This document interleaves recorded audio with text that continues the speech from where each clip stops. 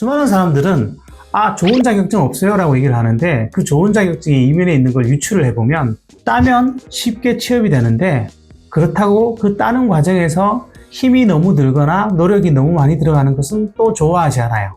그 얘기는 쉽게 따지만 취업이 잘 되는 자격증을 찾고 싶다는 거죠. 그런데 그런 자격증이 있을까요? 있긴 있죠. 상대적으로 요양보호사 같은 것이 좀 더 따기는 쉬울 텐데, 그러면 그 자리는 그 사람들에게 좋은 일자리일까요? 여기서 사람들은 딜레마가 생기는 거죠. 자, 그러면 우리는 어떤 자격증을 따야 되고 어떤 고민들을 해야 되는지 좀 살펴볼게요.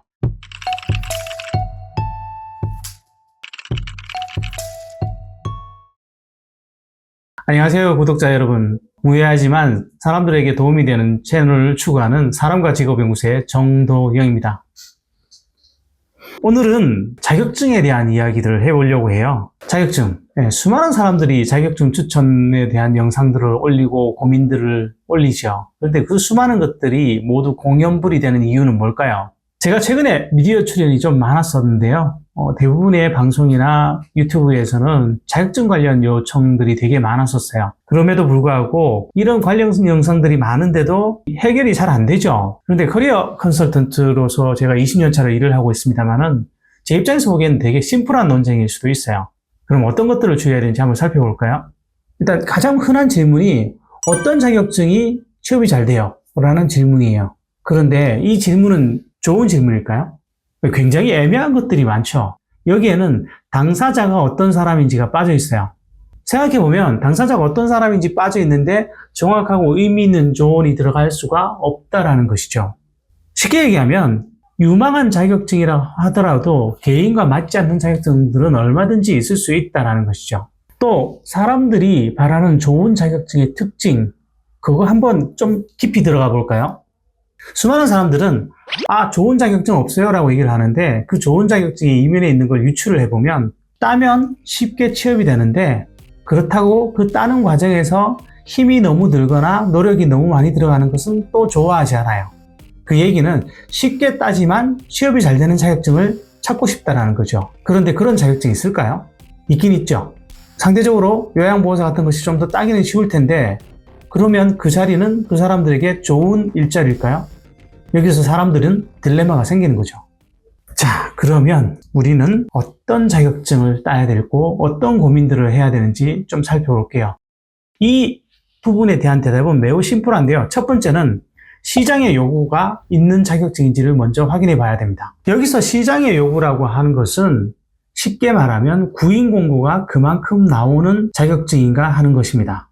예를 들어 내가 힘들어서 자격증을 땄는데 구인 공고가 거의 없어요. 그러면 그건 무슨 의미일까요? 그야말로 헛일을 한 게 되죠. 아무리 사소한 자격증이라도 그것을 따기 위해서 시간과 돈과 노력을 들이게 되는데 그것이 전혀 내가 의도한 효과를 거두지 못한다면 그건 무슨 의미일까요? 일단 이걸 확인해 보시는 방법은 자격증 이름을 취업 사이트에 먼저 쳐보는 겁니다. 그렇게 했을 때 구인 공고가 얼마나 뜨는지 확인해 보시면 바로 여러분들이 확인하실 수 있죠. 좋은 자격증, 소위 여러분들이 기대하시는 일자리가 많은 자격증들은 그렇게 쳤을 때 보통 1000단위 이상 뜨는 경우들이 꽤 있어요. 물론 100단위 이 정도 그것 자체로 나쁘다고는 할 수 없는데 간혹 그런 것들이 있어요. 20, 30개 혹은 10개 이렇게 되면 이건 일자리로서는 역할을 제대로 수행할 수 있다고 보기는 좀 어렵거든요. 단 그렇게 쳤을 때 그 자격증 이름들이 굉장히 유사한 것들이 많아요. 특히 민간 자격증 중에서는 굉장히 비슷한 이름을 쓰는 자격증들이 많은데, 그래서 일자리가 있네라고 착각하실 수도 있어요. 그래서 반드시 누르고 들어가셔서 실제로 요구하는 자격증이 정확히 어떤 것인지를 구인 공고를 통해서 확인하셔야 된다는 거예요. 야, 이거 그냥 따면 안 되냐? 뭐가 이렇게 복잡하냐 하실 수 있는데 방법 없죠. 누구에게나 취업은 절박한 문제고요. 자격증은 그런 것들을 활용해서 사실 밥벌이를 하시려는 분들도 많아서 이런 부분에 대해서 충분히 사전에 고민하고 접근하시지 않으면 내 노력과 돈이 무용지물이 될 수 있다는 것이죠. 그리고 또 한 가지, 구인이 거의 사람들을 통해서 이루어지는 직종도 있어요. 그런 경우는 현업에 계신 분을 통해서 그런 일자리들이 실제로 많이 사람들을 통해서 나오기도 하는지 그런 부분들을 좀 확인할 필요가 있다는 것이죠. 자, 그러면 자격증 선택 두 번째 조건은 뭘까요? 네, 두 번째 조건은 나와의 궁합을 보는 겁니다.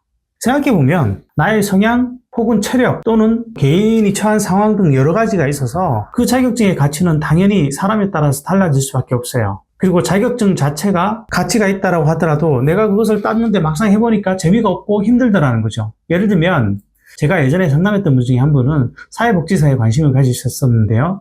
막상 그 일을 해보니까 힘든 사람들이 나한테 와서 매일같이 힘든 얘기만 하니까 내가 더 힘들어요 하시는 분들이 계셨거든요. 그렇게 되면 그 자격증은 사실 나한테 썩 좋은 자격증이라고 하기는 힘들어요. 잠깐이라면 모르지만 아주 오랜 시간 일을 해야 되는데 나랑 안 맞는 것을 억지로 그냥 할 수는 없거든요.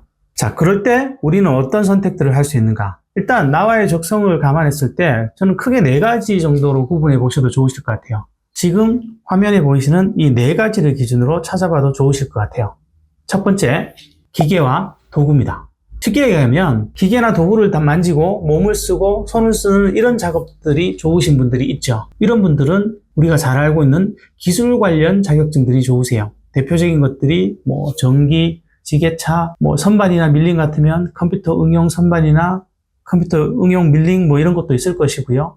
목공 같으면 건축 목공에 여러 가지 있겠죠. 그리고 좀 더 확장하면 운전이나 조경 같은 것도 있을 수 있고요.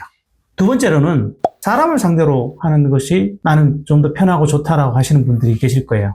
이런 분들이라면 가장 흔한 대표적인 자격증은 사회복지사나 직업상담사, 요양보호사 같은 것들이 있을 수 있겠죠. 또 나는 데이터를 다루고 숫자를 다루는 것이 좀 더 좋아요 하시는 분들도 계실 거예요. 그런 분들이시면 최근 같으면 IT 관련 자격증, 대표적인 게 컴퓨터 활용 자격증이나 정보기기 운영, 정보 처리 같은 자격증이 있겠네요. 그리고 숫자 같은 것들을 좀 편해 하시는 분들은 혹은 그런 것들을 다루는 것을 재밌어 하시는 분들은 전산회계나 전산세무 같은 자격증들도 있을 것이고요. 좀 더 나아가면 빅데이터나 정보 처리 관련 자격증도 있겠죠. 그리고 마지막으로 아이디어 같은 것들을 다룰 때 난 좀 재밌다. 혹은 예술 관련 쪽을 다룰 때 재밌다 하시는 분들이 계시다라면 그런 쪽 관련 자격증을 따셔야 되는데 디자인이나 예술 분야겠죠. 시각 디자인, 웹 디자인, 멀티미디어 콘텐츠 여러 개 있을 수 있는데 참고로 이쪽 분야는 특히 예술 관련 분야 쪽은 민간 자격증이 굉장히 많다라는 것은 좀 염두에 두셨으면 좋겠어요. 그 얘기는 예술 관련 분야는 민간 자격증이 반드시 입직에 꼭 필요한 것은 아닌 경우가 대부분이라는 것은 염두에 두셨으면 좋겠습니다. 그 다음 이런 것들을 고려하셨을 때 나는 어느 쪽이 우선인지를 좀 살펴보시고요. 그 다음에 아까 보셨던 시장 상황을 고려했을 때 나랑 맞는 것이 어떤 것인지, 특히 이때는 나이 같은 게 굉장히 중요해요. 예를 들면 직업상담사 같은 경우는 좋은 자격증이긴 합니다만은 내가 60이 다 됐는데 그걸로 뭔가를 하겠다. 생각보다 도움이 안 될 가능성이 많습니다. 자, 2가지 말씀드렸어요. 첫 번째는 시장에서 그만한 수요가 있는 자격증인가, 그리고 두 번째는 나랑 궁합이 맞는 자격증인가. 이 2가지만 기본적으로 살펴보시면 자격증 선택에서는 크게 실수를 하실 가능성은 별로 없어요. 다만 이때 좀 알아두시면 좋은 것은 자격증은요, 크게 국가 자격증 그리고 민간 자격증이 있어요. 국가 자격증은 국가에서 관할하는 자격증이라고 보시면 되는데 이것도 2가지 부류로 나눠져요. 하나는 국가 기술 자격과 국가 전문 자격증이에요. 국가 기술 자격증은 이 사람이 가진 기술력을 인증해 주는 거라고 보시면 되는데 우리가 흔히 알고 있는 기능사, 산업기사, 기사, 기능장, 기술사로 이어지는 그런 자격증들이 이쪽에 대부분 속한다고 보시면 되세요. 단 이쪽은 자격증이 없다고 무조건 그 일을 못하는 것은 아니에요. 그에 비해서 국가 전문 자격증은 반드시 그 자격증이 있어야 그 일을 할 수가 있어요. 이때 대표적으로 말씀드릴 수 있는 것이 변호사, 의사 같은 것들이죠. 근데 여러분 그거 아세요?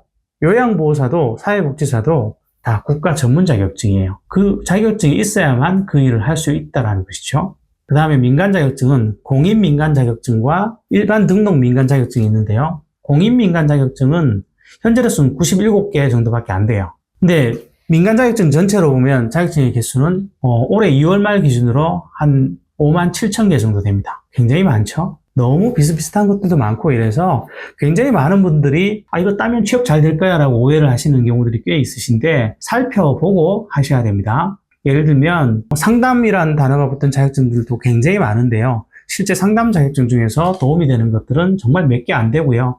그런 자격증들의 특징은 굉장히 따기가 어려워요. 민간 자격증이라도. 굉장히 많은 시간과 트레이닝을 거쳐야 할 수 있는 자격증이라는 거죠. 그래서 여러분들이 민간 자격증이 도움이 되는지 안 되는지를 알아볼 수 있는 아주 직관적인 방법 중에 하나는 이 자격증을 얼마나 쉽게 딸 수 있는가. 그것이 하나의 기준점이 될 수도 있다는 것을 기억해 주시면 좋을 것 같습니다. 그리고 또 하나, 아까 말씀드렸죠? 국가 자격증이라고 모두 도움이 되느냐? 꼭 그것도 아닙니다. 왜냐하면 국가 자격증들 중에서 어떤 것들은 나이랑 매칭을 하거나 일자리 자체의 숫자가 그렇게 많지 않거나 뭐 이런 문제들이 있을 수 있어서 그것도 전부 케이스 바이 케이스로 확인을 해 보셔야 됩니다. 그래서 가장 좋은 것은 자격증을 따시기 전에 취업지원기관의 전문 컨설턴트나 이런 사람들하고 먼저 상담을 통해서 내가 지금 현재 시점에서 이 자격증을 따는 것이 맞는지 확인을 한번 해보셨으면 좋겠어요. 그래야 내 돈의 낭비도 줄이고 내 시간의 낭비도 줄일 수 있다는 것이죠. 자, 이제 자격증 선택의 기준 좀 잡히셨나요? 전 그럼 다음 영상에서 뵙도록 하고요. 혹시 자격증 관련 질문 이런 거 있으신 분들은 남겨주십시오.